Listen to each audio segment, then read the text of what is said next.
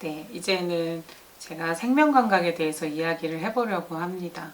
생명감각이라는 부분이 조금은 낯설기도 하고 생명이라는 부분은 삶과 죽음을 이야기하나 이렇게 생각하실 수도 있을 것 같아요. 저도 처음에 그렇게 느꼈었거든요. 그런데 이 생명감각이라고 하는 부분은 내가 행복한지 또 행복하지 않은지를 느끼는 감각이다라고 생각하시면 될 것 같고, 성인들 중에서는 생명감각이 잘 이루어진 사람을 보면, 그래서 어떤 사람이냐면 내 삶에 대해서 감사함을 느끼는 사람을 생명감각이 잘 발달된 사람이다 라고 이야기할 수 있을 것 같아요. 그럼 생명감각이라는 부분은 우리가 언제 삶에서 느낄까요? 아이들은 또 언제 그런 것을 느끼게 될까 보면은, 아이들이 배고프거나 목마르거나 하는 부분에 있어서 아이들은 엄마 목말라 하고 참지 못하거나, 어린아이들은 울음으로 배고파 라고 표현하는 것처럼, 이게 이제 내가 살려면 이런 것들이 필요해요, 나 너무 고통스러워요 라고 얘기하는 부분이 생명감각이다 라고 생각하시면 될 것 같아요. 생명감각은 어떻게 보면 고통이나 통증 이런 것들을 통해서 세상에 좋은 것들이 있지만 이런 아프고 힘듦을 통해서 내가 이러기 전에는 훨씬 더 좋았어 라는 것을 알 수 있는 그런 감각이다 라고 생각하시면 될 것 같은데, 생명감각은 촉감각이랑 굉장히 밀접해요. 그래서 유년기 시기의 아이들에게는 아까 이야기한 것처럼 아이들은 스스로 기고 서고 하는 부분들에 있어서 아이들이 스스로 할 수 있게끔, 내가 살기 위해서는 이 부분을 꼭 해내야 해 라는 부분, 그리고 무언가를 해내기 위해서는 우리는 고통이라는 부분, 아픔이라는 부분을 견뎌야만 우리는 이루어낼 수 있다라는 걸 유년기 시절에도 아이들은 그런 부분을 통해서 얻게 되는 거예요. 그래서 생명감각이라는 부분은 어찌 보면 아이들이 세상을 살아가는 데 있어서 굉장히 중요한 감각이다라고 생각하시면 될 것 같아요. 그런데 아까 얘기한 것처럼 생명감각은 행복해, 그렇지 않아 라는 것을 알 수 있는 감각이라고 했잖아요.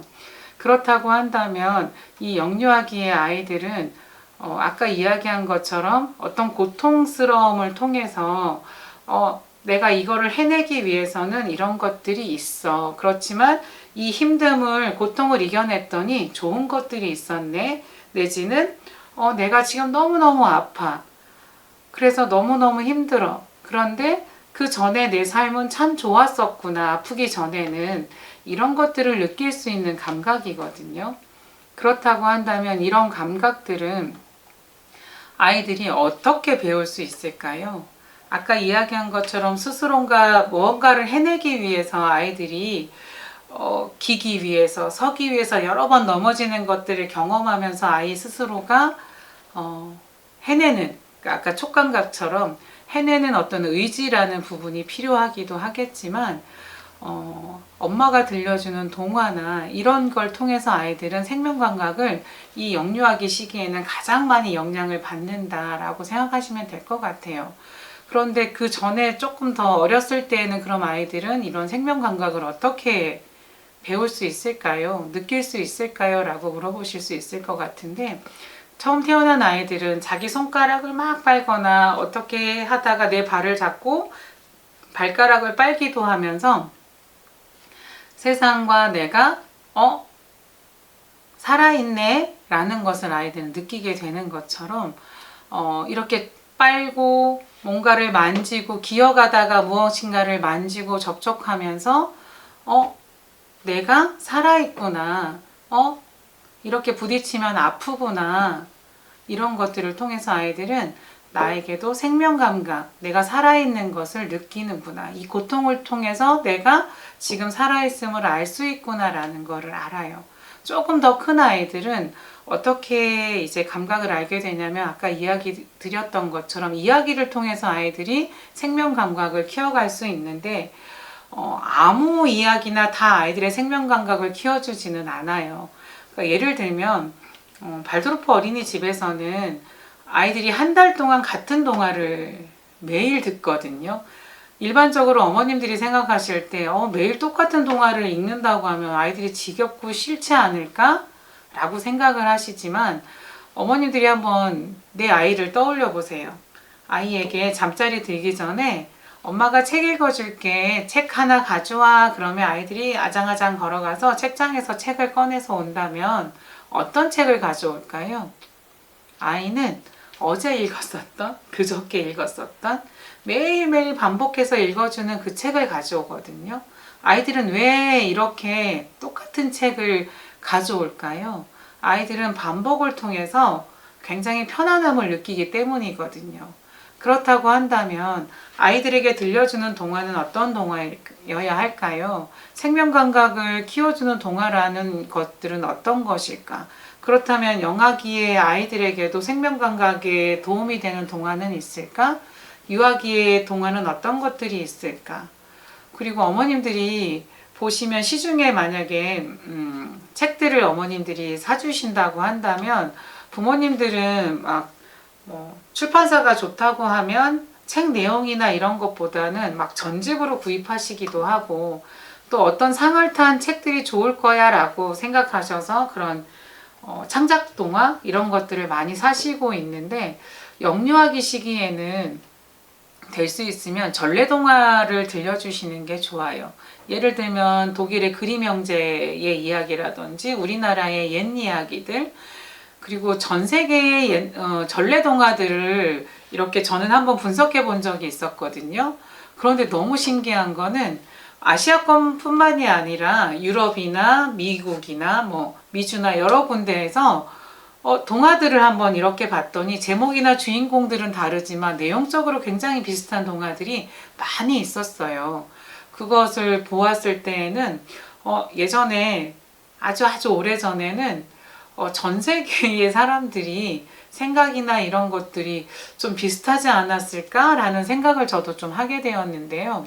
창작 동화는 지금 이 시기에 아이들의 생명 감각을 키워주는 거하고는 굉장히 반대되는 책들이 많아요. 왜냐하면 목적이 들어있거든요. 이를 잘 닦는 닦자라든지 잠을 잘 자자라든지 아니면 엄마 말을 잘 듣자든지 밥을 골고루 먹어요라는 목적이 들어있는 책들이 많이 있다고 한다면 생명 감각을 키워주는 동화들은 어떤 거냐면 예를 들면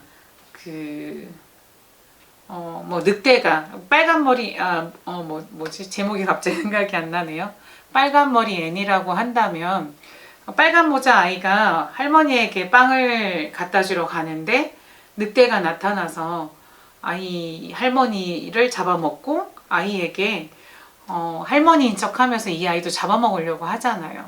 만약에 이런 동화들을 영유아기 아이들에게 들려준다고 한다면 부모님들 중에서는 선생님 그거 적합하지 않은 것 같아요. 왜냐하면 늑대가 사람을 잡아먹는 이야기는 아이들이 너무 무서워할 것 같아요. 그래서 이런 동화는 안 돌려주셨으면 좋겠어요. 내지는 출판사에서도 영유아기 아이들에게 들려주는 책이 너무 잔인한 것 같아.